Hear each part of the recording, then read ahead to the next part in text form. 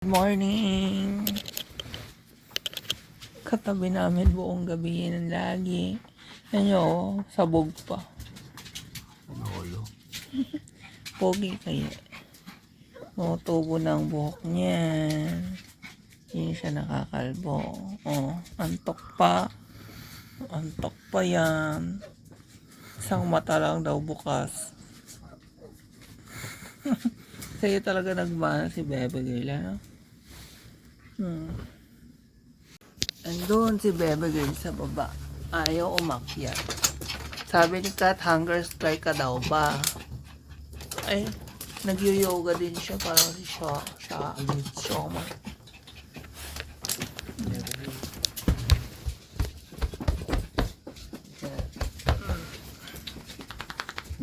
Ang tawag kuya niya. Ay, binigyan ng tatay. Ayaw. Oo.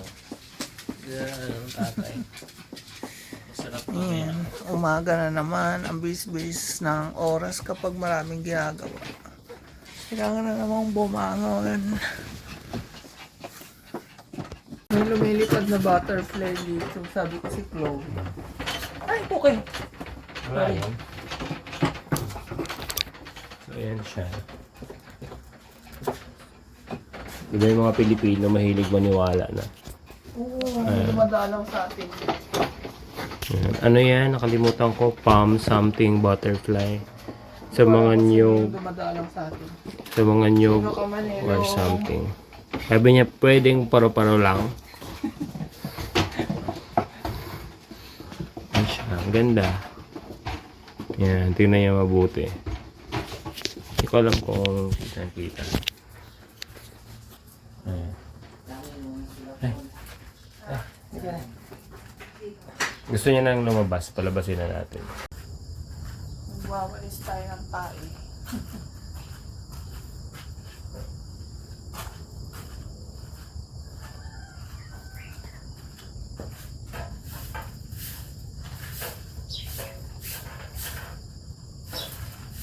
Ang dami ng tayo.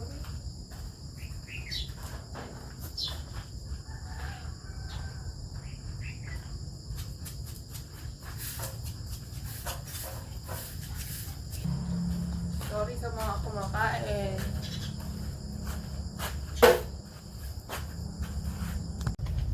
Pakawalan natin si Bailey sa kanyang bahay. Yan yung bahay niya. Dito, bala ko maglagay ng buhangin para hindi maging maputik. Maputik eh. Atras, Bailey. Pagay yan ang bukas eh. Hindi ka na. Labas na yan. Maglilibot na yan sa garden niya. Garden mo yan eh. Bye-bye.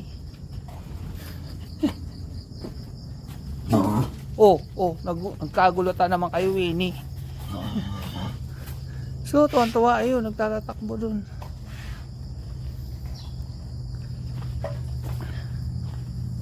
Ihi na pala. So, ang ating plan for today ay maglinis. Tapos, pupunta raw kaming palengke. Naghahanap si Mahal ng nananahilang sapatos. Yung sapatos kasi yung gamit niya sa work, nasira yung pag pumupunta siya dun sa survey sa ginagawang airport. Meron na uli siyang noon next week. Wala siyang susuot na sapatos. Tapos, ngayon yung mga surveys nila mas mahaba na. 2 weeks na. Anyway, mag-breakfast muna kami. Handa ko lang yung breakfast. Tsaka tong mga to ay kailangan pakainin. So sa umaga, lagi ako umiinom ng water na may kalamansi tsaka apple cider vinegar. Pinaghahalo ko. Ang sarap, lasang soft drinks.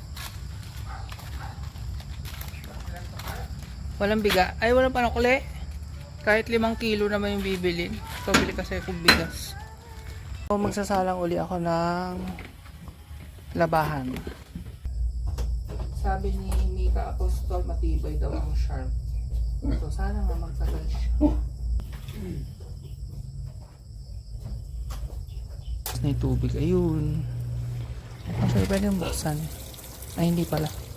Umiikot siya eh. Sorry. Dito sa likod may bunga ng, ay may puno ng aratilis. Sana ba bunga? Kuclose up ko. Ayan, ayan. Kaso parang namamatay. Ang tagal-tagal na nung huli akong nakakain ito. Maano lang siya, maraming dahon. So, kailangan nating walisin. Sana wag siya mamatay. Kasi gusto ko rin yung prutas na yan. Itong pagwawalis na dito sa bakuran ang aking exercise sa umaga. Pero kapag natapos na tong mga to, back to walking, jogging tayo dito sa village kasi sarap mag-jogging dito. Kape na naman. Nasaan ba yung rate? Hindi no. Sa bubong na lang siya. Sa bubong namin pinapakain si Ashley. Ayun doon. Sa bubong na yun. Kasi inaabot siya ni Yuri. Huwag kang bababa ha. Kailangan kang kumain. Bigyan mo na Yuri. Bukuluhin niya yan. Parang uulan. Good luck sa ating mga sinampay. Baba mo naman yung laban ng ating bagong washing machine na Sharp. Tapos na ako maglaba, pagod. Pero kailangan namin umalis, punta kami palengke kasi nga magpapatahi si Mahal ng sapatos. Bili kaming Arinola kasi nahihirapan ako dito dahil uminom ako ng diuretics, di ba, pampaihi. So ihi ako ng ihi pag gabi, so kailangan ko ng Arinola. And kailangan namin ng plancha tsaka pakabayo kasi binenta namin yung sobrang lumang-luma na namin plancha. At pakabayo never kami bumili, ngayon pa lang kami bibili. And magpapamasahe si Mahal kasi malapit na nga yung work niya sa Manila. Gusto niya kasi pagka ganun parang naka-revitalize yung katawan niya, ganun. So magpapamasahe siya, may Banahaw Hills naman dito. Rest lang ako habang naliligo siya. Dito na ako sa Walter Mart, nahatid ko na si Mahal sa Banahaw Hills. Anyway, bibili lang ako dito ng plancha, pakabayo, and kung ano-ano pa. Wala akong nabiling plancha sa Abenson, out of stock yung mga gusto kong brand. So, maghahanap-hanap ako. May pinuntahan ako dito parang commercial complex or commercial center. Ongville something. Yan. Pero parang supermarket lang yung nandun. Tapos may mga kainan. Pero malaki naman siya. Wala din. Astron lang yung brand. Ayoko naman ng ganong brand. I mean, okay naman yun. Mura. Pero hindi ko sure kung tatagal. Astron. So, dito ako nakarating. Yan. Pure Gold Candelaria. Try ko lang. Baka sakaling may planchang maayos-ayos yung brand. So, ganito lang yung plancha. Gusto ko yung may steam. Wala din. Nakasale yung ano, mga unmeat tsaka vegan. So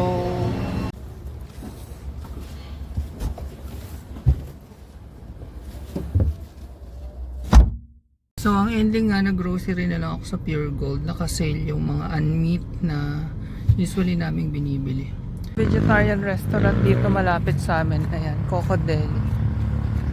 May farm din sila ng lettuce. Ayan. Dito tayo kakain ng lunch.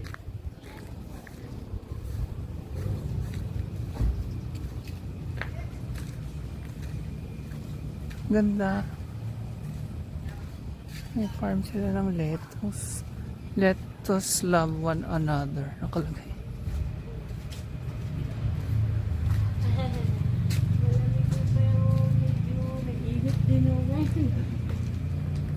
Pero malamig. Malamig nga. Yeah. Ito sir, para kanina May fan.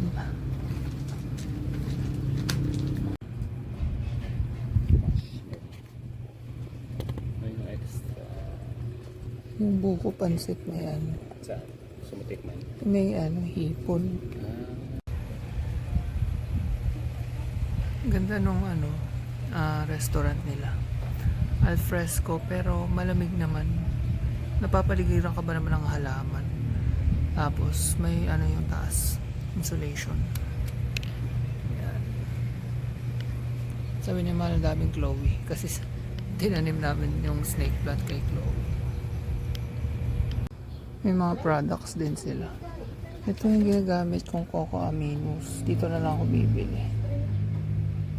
May vinegar din. Cranberry fruit wine. Ang galing. Cranberry juice. Ay, maganda to sa ano. Ito, bibili ako. Maganda to sa kidney stone. May cranberry jelly din. Lettuce chips. $2.50. May mushroom chips din. Ito. Yan na ang aming order. Ito ay mushroom lumpia. May mahal mushroom sisig. Pero titikman niya yun. Ay ko yun. Titikman niya din.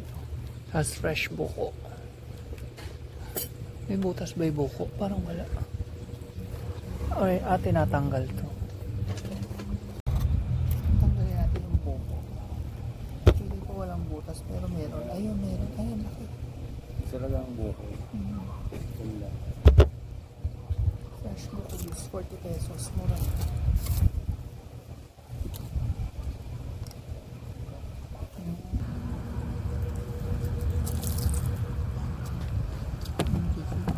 Malutong chicken. Parang baboy. May crispy kasi. Kain. Sarap yung salad. Sarap na sisig.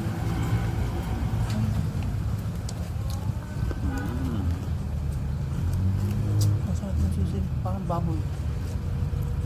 Kakaiba. May halo pala, no? Pero ito, Okay lang. mas maalam. Tapos na kami sa kumain. Sarap ng sisig. Yung sisig ang favorite ko. Sarap na yung mushroom lumpia na ito nasa salty side lang. So sasabihin namin. At ang aking buko juice, ang dami-dami. Ayan. Meron tayo May ice cream. ice cream. Meron lang non-vegetarian. Pero hayaan na nandyan na eh. Picturean. Sayang sa Ayaw food. mong picture. Hindi siya matamis. Sarap nga. Sarap. Totoong buko. Yan, dito kami sa bayan. Maghanap si Mahal ng nagtatahi ng sapatos. Ako punta ko doon sa Royal Star na parang mga appliances. Baka may plancha. Kailangan kasi namin ng plancha eh. Yan, meron din isang shopping center, Save Lot. Pero doon muna ako sa Royal Star. Ito yung binili ko kanina sa Walter Mart. Naikabit na ni Paul. Ayan. So, ito pinagpapatungan ng curtain rod. Kaya makakapaglagay na tayo ng cortina. Ayan na siya. Bale, binarena ni Kuya Bebe yan. Tapos may tops. Tapos yung hook na ganun. Yung curtain rod galing pang Bulacan. Kinuha namin.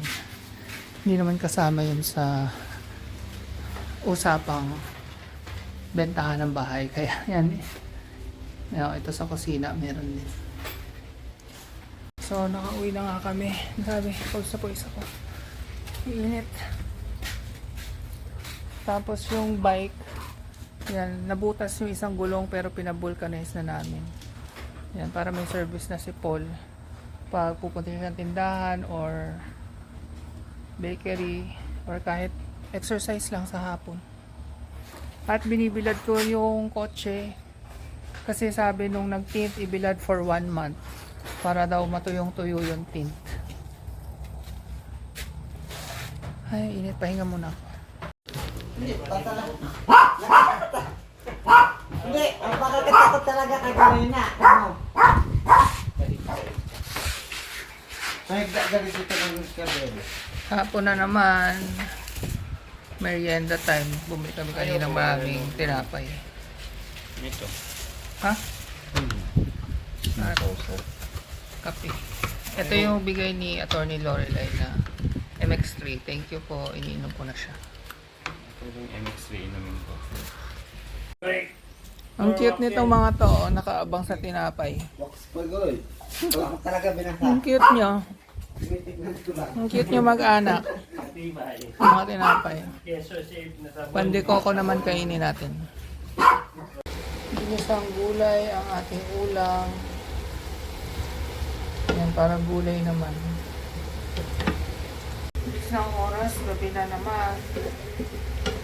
Nakapag-dinner na kami, so nagtutupi ako ng mga damit.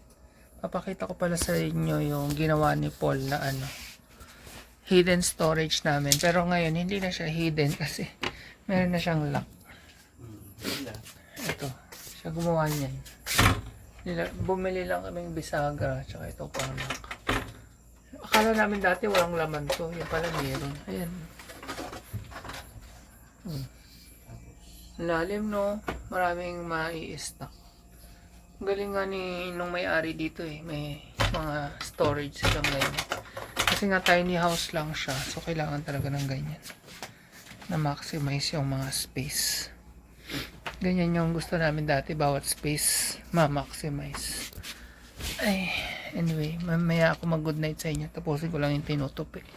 Ano yan? Labayan ng Sharp. Yung bagong washing machine. Mabango naman. Tingnan nyo naman yung pwesto ng mga yan. Ito na lang yung space ko. O yan. Si Winnie ayaw talaga niya sa kama. Ayaw din niya sa may sapin. May sapin dito. Pero ayaw niya. Gusto niya ganyan lang. Bare. Ayan, sarap naman ng tulog. Nakaunan pa. Nakakahiya istorbohin. Hindi ba? Nakakahiya ba niya istorbohin? Ay, nagising. Ay, sorry po. Ganyan kami matulog. Kaya nung nasa San Miguel, ganyan tayo mag-usap.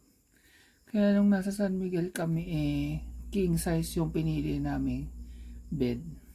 Pero dahil wala na tayo dun, tsaga-tsaga muna tayo sa double. Yan yung kama namin sa Kabuyaw.